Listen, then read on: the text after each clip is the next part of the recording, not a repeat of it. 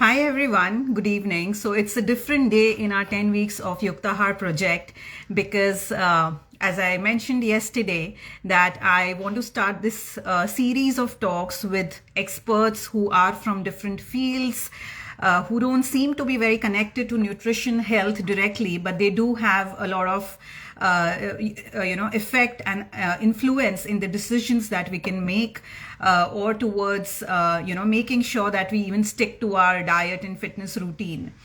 And that is why I have tried to start this series where we are going to invite experts from different fields on most Fridays of our 10 weeks of Yuktahar project.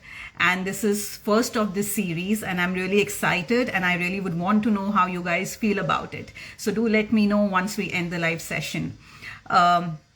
The other thing is the week 3 progress form is there in the bio. So guys, participants of this project, please fill up the form. I want to make this very important reminder out there that people who have not filled the form, we are looking forward to your forms so that we can have our Saturday chat tomorrow. We can invite you, we can notify you, we can reach out to you. There are many reasons why we want to reach out to you in, as we progress through the project. So please fill out the form. The link of the form is in my Instagram stories and it is also there in the bio, which is on my profile page. Okay, so getting to today's expert talk, who do we have today is a very, very special person, a young dynamic woman. Her name is Divya Karnad and she is a marine biologist and a conservationist. She is also the co-founder of In Season Fish. In Season Fish is an organization that is run by very young and dynamic people. I have been following their work for quite a few years. I have even mentioned about their work in my book, Yuktahar, the Belly and Brain Diet. And just to give you a brief on what they do essentially is that they partner with hotels, chefs, restaurants, players in the seafood industry and even with the government so as to ensure that the marine life keeps thriving, people have the right knowledge to make the right seafood choices, and they essentially help people eat seafood right. And they do all this exercise is done in some really innovative way, virtually and in real field. And that is how I actually got to know about them, because Divya is otherwise based in Chennai, but once I saw their work, they working with few of the chefs in Mumbai, and how they actually got a lot of the menus, the restaurant menus altered and changed, and got a lot of these regional delicacies that people don't even know about. People have not heard about. I had not heard about those species, those varieties of seafood, and that got me very interested to know more about them. And that is how I know about Divya, and we have been in touch since then. So without any further ado, I don't want to take a lot of your time, and what I'm going to do is I'm just going to invite quickly so that she can join me.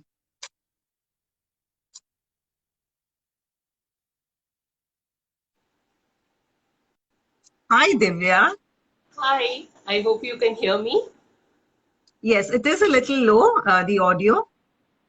Oh, okay. Maybe You can I'll hear me speak up. well? Yes. Okay. Okay, no problem. I'll just ask the people if they can hear you. I can manage. Not a problem. So people can hear Divya very well. Can you just wave or say yes, no, anything, guys? Just makes our job easier. Okay, so I guess people can hear you well.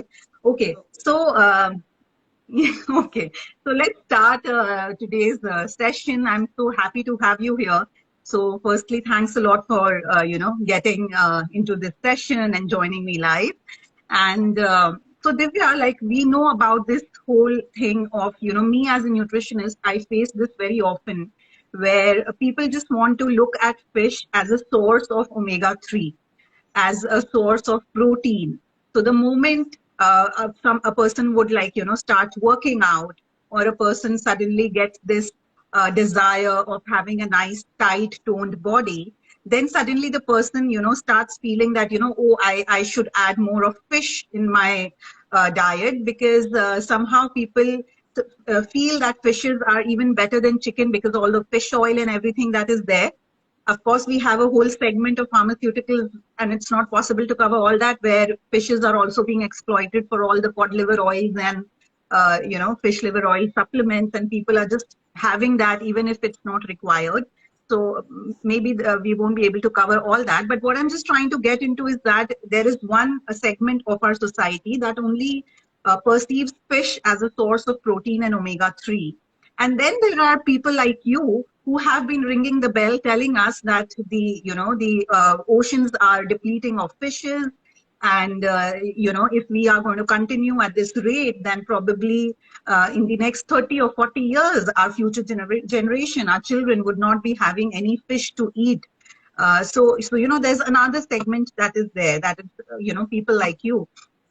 So I just want to know that, do you think as a scientist, as a researcher, as a biologist, as a conservationist, do you think that this is all about government policies? This is all about indiscriminate fishing practices, and we as consumers, like I'm a lay person, so we as consumers, there's nothing much that we can do to actually contribute or make things happen.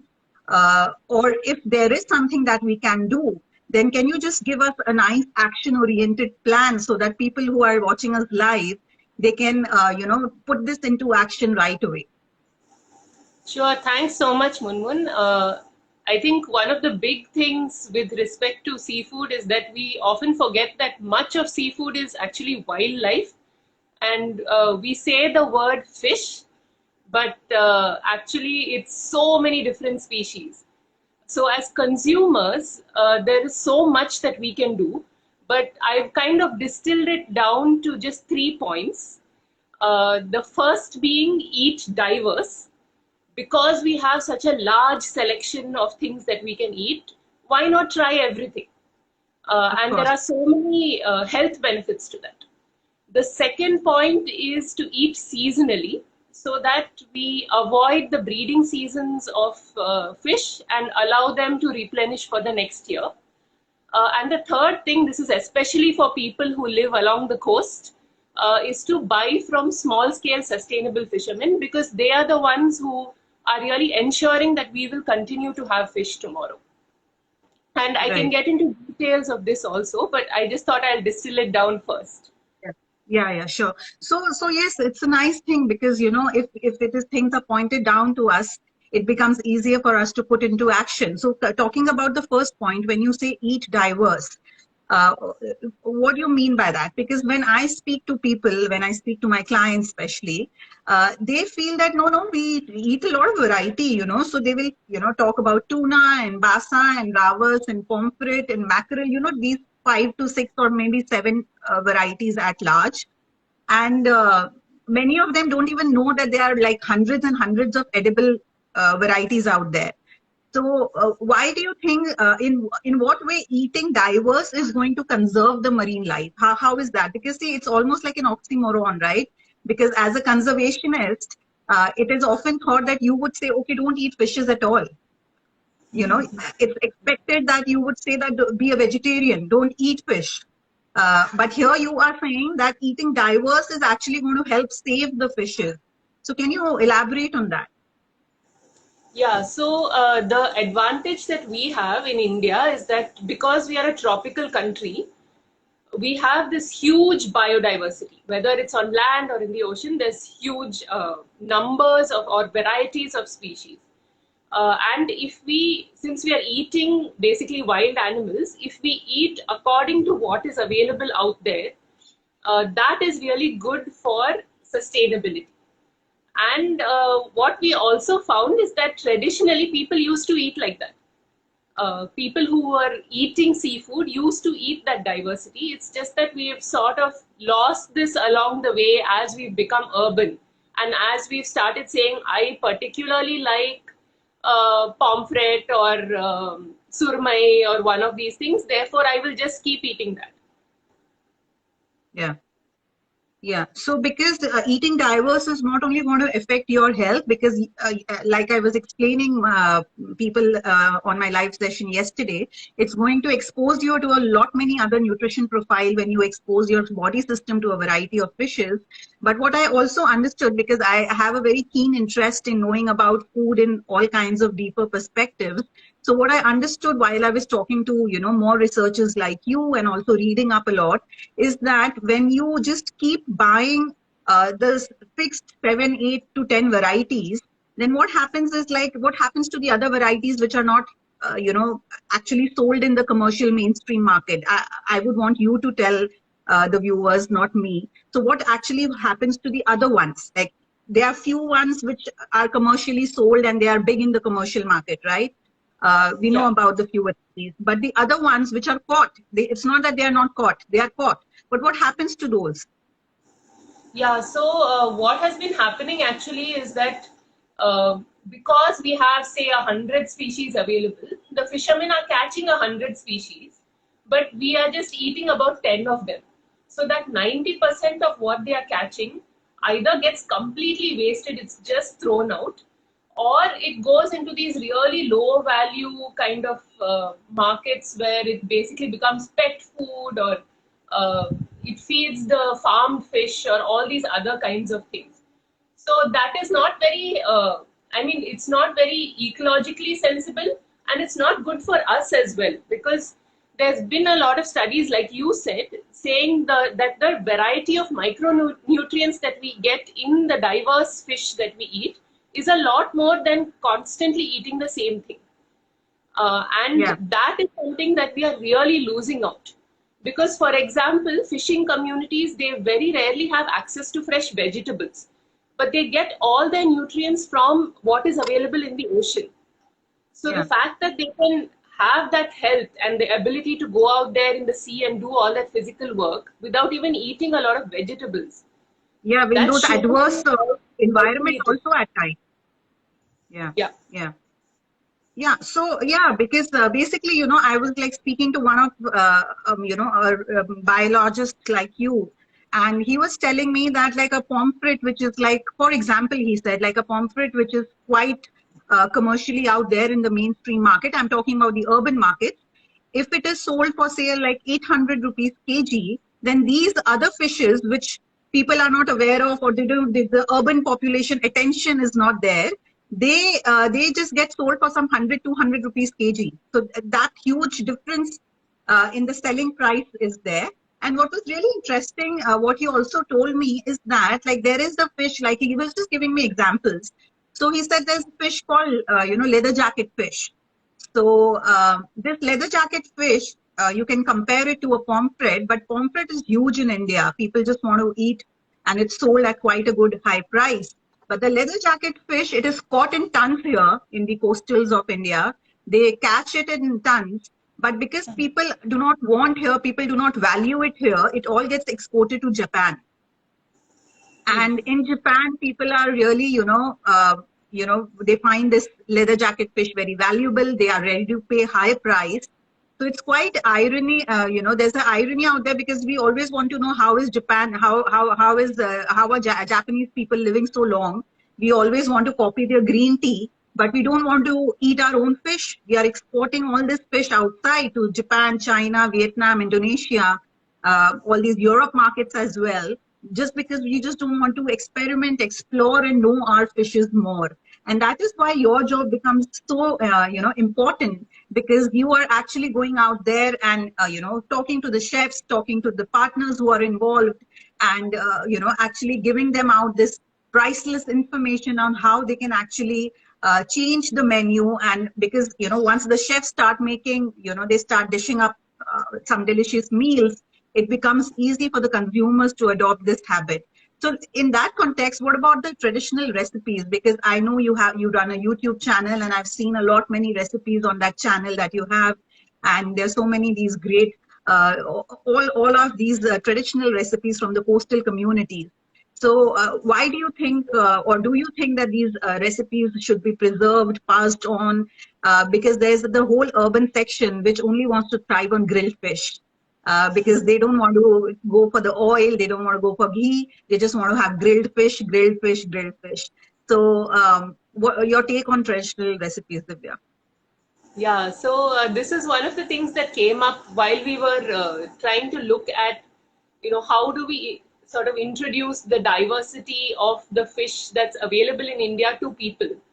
And we went to chefs and asked them for recipes, and we found that most chefs seem to have this add 100 grams fish as if it is just chicken or just one species, when in Yeah, fact it's huge diversity and each one tastes slightly different. also you can make out the taste. of course. uh, Yeah, so yeah, so then we realized that we can't go to the mainstream looking for any recipes for this, but instead all these home cooks and the coastal communities who have used these species have different types of recipes for the different fish. And in fact, some of them even have like traditional medicinal values for different fish. yeah, And these are things that we have sort of forgotten or have ignored for many years. So we realized that bringing these back to the limelight is an important part of helping people, get back in touch with their wild environment, their marine environment when they're yeah, eating fish. So yeah. some of these recipes have featured fish that are actually very common, but we almost never see them in the market. These are relatively small fish, which are called silver bellies, for example, which you will definitely see if you go to Sassoon Docks or any of these big fish landing places, but you almost never see them in any market. And they're supposed to be really good in terms of medicinal value and so on. And they have these specialized recipes, which, I mean, now after tasting those recipes, that has become my favorite fish. It used to be surmai, and now it's become this. So these are the Yeah. kinds of things that we are trying to bring to people to show them that you do have to treat different fish differently, and you can make really amazing variety of food if you just Yeah. recognize the variety that's available. Yeah, and also derive different benefits from different kinds of species. If you keep eating the same thing, you only derive that same benefit again and again and again.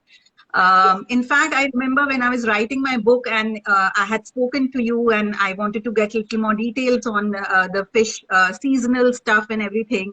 We spoke about this fish, the croakers, I think, right? That is how you call them, which you Yeah. said is like amazing for the heart health.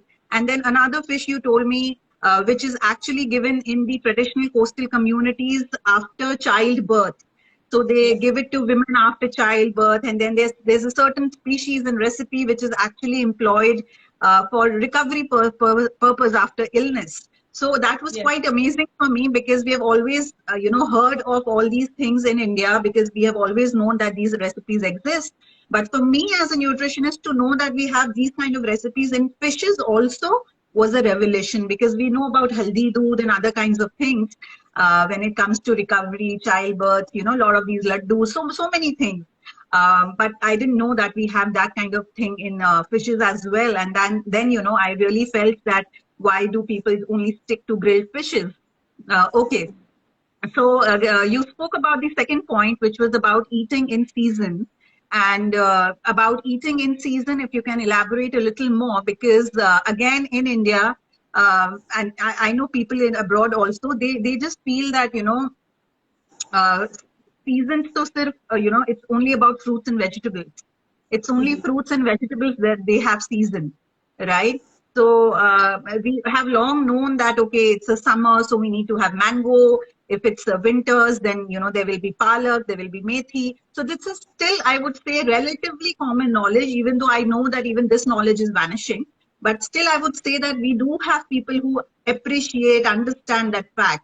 But I don't think there's hardly like 5% of people who know that there's a season for fishes as well. That you eat fish not according to the omega 3 and protein, but you eat fish according to the season, according to कि भाई ये season है. This is the January month, so this is the fish when you should eat in January, and this is winter, and this is the winter fishes. So can you tell me what is the significance of that? Yeah, so I think traditionally also people had this attitude that you don't eat fish in certain months, like you don't eat during the monsoon, or you don't eat in months where there is no R in the name. All kinds of such, rules of thumb, No, but where is it people. true that you should not be eating fish in the monsoons? Is it true that you should not eat fish in the monsoon and that fishes breed during the monsoon? A lot of people I know, they say that fishes breed during the monsoon season. And that's the time when we have Shravan month going on in India, at least in the good part of North India, we have the Shravan month going on. And that is the month when typically people do turn vegetarian. And the connect is that fishes breed during the monsoon, and that is why you should not eat fishes during the monsoon. So is it like we don't have monsoon fishes at all? So there are two parts to this. One is that people say don't eat fish during the monsoon because they are all breeding, but this is not true. So there are Yeah. places in the world where all the fish breed at the same time. For example, in parts of Canada, they mainly have salmon, and all the salmon breed at the same time. So when they all lay eggs, like millions of fishes laying millions of eggs at the same time, the sea itself turns white because it's full Wow. of it. So this never happens in India. I don't think any single person has ever seen a white color sea. So this is clear that not all the fish are breeding in 1 month or something like that. Or in one So season. or in one season, yeah. So what we have is that the fish breed during different months of the year, but it's not common knowledge. So to try and help people, we've put this information up on our website, which is www.inseasonfish.com. So you can just go there and check in this month which fish is breeding and which you should avoid, which you can buy. So Yeah. that kind of information is out there. The second part of this is that on the west coast, at least during monsoon, a lot of fishing is very difficult to do because you can't go out there and fish. Yeah. So to sort of help with that, it would make sense that you reduce your fish consumption during monsoon because there won't be that much available in the market. Just because of So the effect of not being able to go and catch the fish out there. yeah, So so yeah, please that go on. definitely helps. But the most important thing is to eat seasonally because that will also help you try new things. Because if there are certain seasons when your favorite fish is not available at all, like Hmm. try something else. It will Hmm. help you increase your repertoire of what you're eating. Right. Right. So basically, what happens is what you're trying to tell me is that fishes are breeding in summer. Like there are few fishes which would breed in the summer season. There are few which would be breeding in the monsoon season, and there are few which would be breeding in the winter season. At least in India, this is how this works. Uh, and then what it makes sense for us is to eat fish when they are not breeding, so that we can leave them for breeding purpose. They can mate, they can reproduce, and we can enjoy the other fishes. And Yeah. in that sense, what eventually happens is that we can enjoy fishes all through the year, summer, monsoon, winter, but just a different variety, right? Yeah. So, Yeah. so that is something very, very beautiful. That's a In great fact, summary. yes, please tell me. No, no, I was saying that's a great summary. Thank you. Yeah. So, in fact, in my book, Divya, I have taken up these summer fishes and monsoon fishes and the winter fishes, and I have compiled a table looking at your website, and so people should actually go and check that out. And also, if they want to know the regional names, I know your website even carries the vernacular, the regional name, so that they can check out according to their own language, whatever is used in their region. So this is a very great information which people can apply right away. The other third part which you mentioned was about supporting sustainable fishing. Now, honestly, when I have clients from Kerala, for example, because I do have a lot of clients from different parts of India. So when they are, like, say, a client from Kerala, I'm just giving an example, and that same client, that when she travels to Chennai, Because I do tell my clients during a one-on-one consultation that, if you are right now in January, then look for these fishes and, look for these fishes. So that kind of information I do give as a consultant. But when the client is in Kerala, for example, she feels that, it's very easy for me, Munmun, to, get these fishes that you tell me, these uncommon ones. And I can really ask the fishermen out there that whether it's a river water or a sea water, and I can get all sorts of information. But the moment I come to Chennai, it becomes very difficult for me to, have access or even, try to basically get a proper, it's difficult for me to know what I'm doing is right or not. Because of course, Chennai is like more urban and stuff. Also the difference about coastal and, all that is also there. So my question is this, that, when you say support sustainable fishing, I do feel that for people living in the coastal area, it's still something that they can put into practice if they wish. But what are your tips for people who live in urban cities, like say in Mumbai or Chennai? What about them? How can they put this into practice? So the thing that we found in coastal cities like Mumbai and Chennai and so on is that there is opportunities for people to take the trouble to actually go to the fishing villages, or to the fish markets that are at the coast. And there you can ask people questions about how the fish was caught and who caught the fish, where did it come from, and so on. Now, the difficulty is in making very broad rules of thumb, because different places operate in different ways. So, for example, in Mumbai, all the big boats which do all these kind of bottom trawling, where basically they take a net and they drag it across the bottom of the seabed. This is a way to catch a lot of fish, but in the process, they destroy the entire seabed. So, like today they have caught a lot of fish, by tomorrow there's going to be nothing left there. So this is a very destructive way, but then they do this and they bring the fish back very early in the morning so that it can reach all the markets by 9 o'clock. But if you go back to Sassoon-Dock by say 9 o'clock or something like that, you will find that all the small scale fishermen have now brought their catch there, because they come back late. So that is one way in which you can ensure that you're buying from small scale fishermen, by just shifting your time of buying. Or another thing that you can do is to ask, for these different varieties, because the trawl fishermen and so on, they target the ones that everyone wants. But if you ask for something different, the different ones will come from the small scale fishermen. Right. So basically choosing small scale farmers over big, supermarkets or, all that stuff. It's much better to go for small scale farmers. So great, Divya. I mean, I think this was a great conversation, and what I wanted is, exactly what you have given, because I wanted that viewers should have a, quick 3-point or 4-point action plan, and you've just given them that. So guys, please put this into action, because what we eat doesn't affect us only. Of course, what we eat is going to affect us. It affects our health. And as I keep saying, our health is not just about counting calories, carbs, proteins, omegas, and all that stuff. It is about going deeper into the knowledge that probably we have lost over time. And when we do when we do eat the right way, we not only take care of our health individually, we also take care of the world, of the health of the world at large. And we also, do a lot of good for the future generations to come. And this is exactly why, we had this session, so that we can, drive this point home. Divya, can we take a few questions? Like, I have a few questions that have come.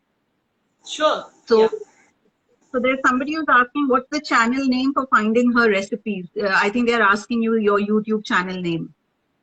Okay, maybe I can type that down, but it's called the Indian Wildlife Channel. Okay, great. So maybe you can just write that down, and maybe I can just put it once I end the live. I can put that into the caption. So Sure. so yeah. Other than that, we have one question. How does fishes season work if local fisherman caught pomfrets?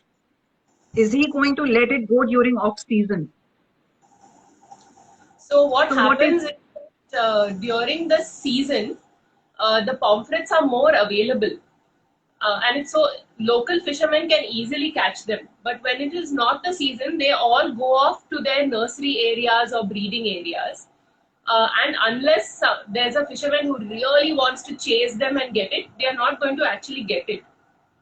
okay? So the local fishermen don't really go chasing after fish; they catch whatever is easily available. Right. So basically, his question was, is selective fishing possible? So I think, yeah, I think you should give the answer. Yeah, please go ahead. Is selective fishing possible?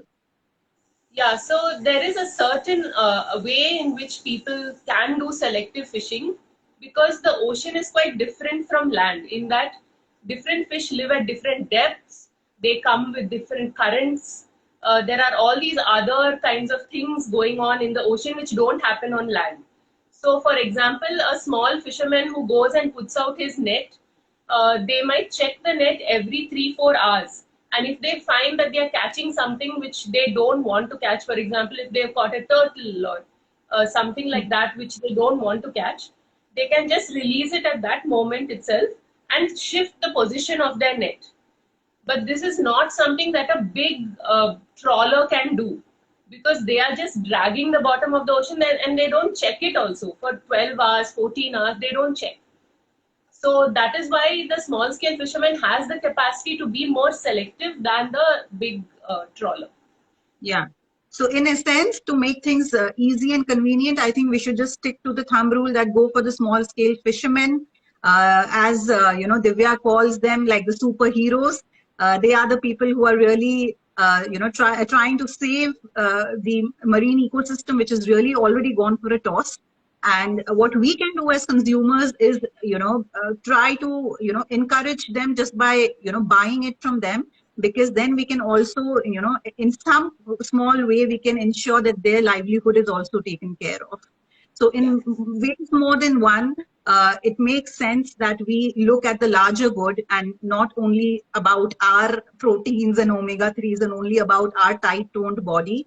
Because honestly, with all the kinds of celebrity clients that I work who are really want to have a nice aesthetically built body because of the roles they do, they all eat fish according to the season, because that is what I advise them to eat. Okay. So there's one question which says, what about the dry fishes? How to track it?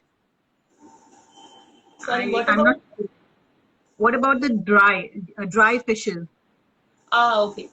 So dry fish actually, because it's a sort of cottage industry that's largely coming from the small scale fishermen, I would really encourage people to, eat that as much as possible.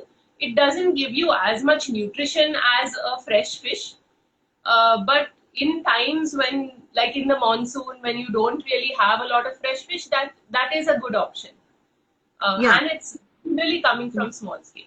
Yeah. So just how we have like, aam ka achar, for example. I mean, just to give more example on this, how would we have a mango pickle? Like mangoes is available in summer, but we make a pickle out of it so that we can enjoy it all the year round, and there's no problem in having that.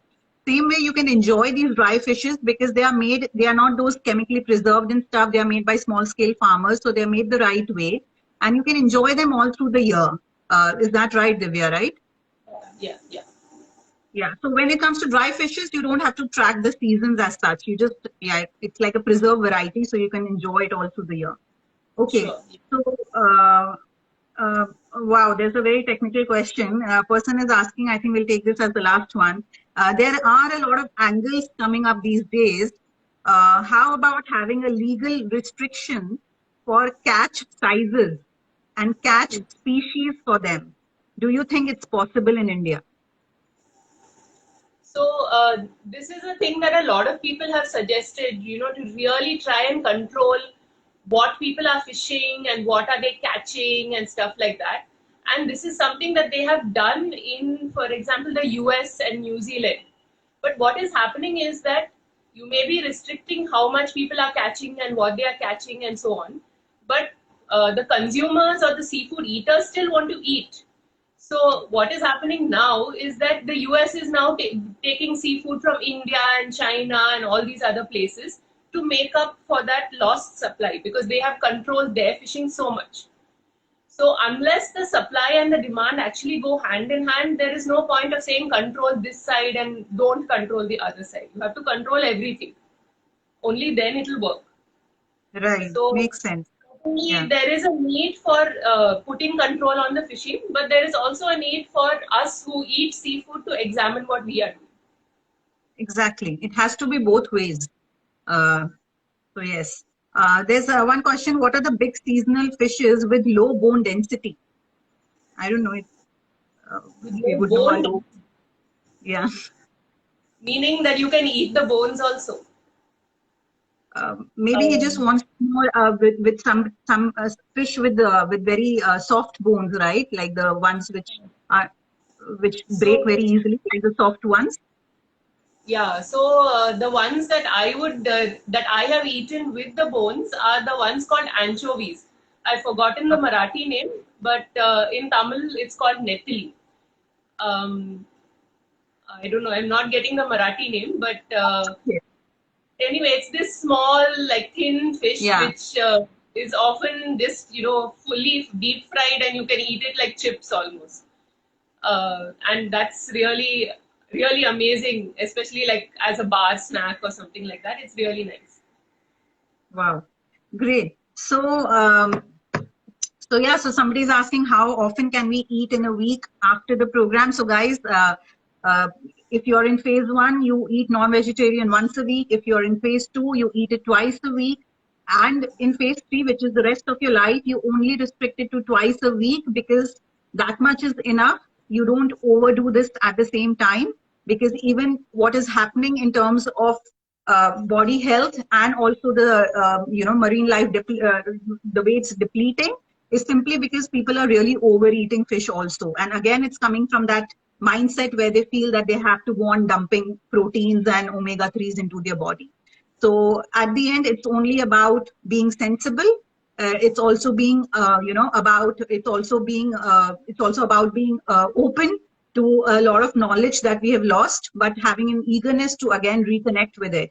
And for that, we have organizations like In Season Fish. So do check out their website. Do check out my book, where I have mentioned their name, they have mentioned their work, and also I've mentioned about the seasonal fish table. So it's a ready guide, guys. You just need to go on and check the table, summer, monsoon, winter, and just start enjoying all the different varieties of fish.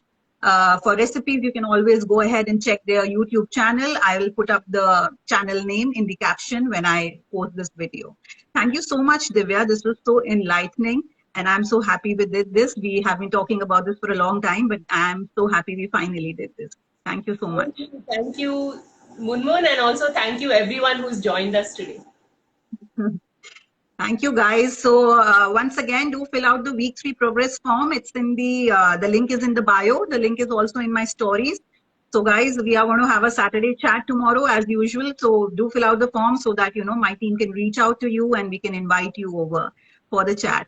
And do let me know how this, my first talk, the series talk that I have started, the first in the series, how this was. And if you are wanting to have more of these kinds, so do let us know. Thank you, Divya. Thank you, guys. Bye. Bye.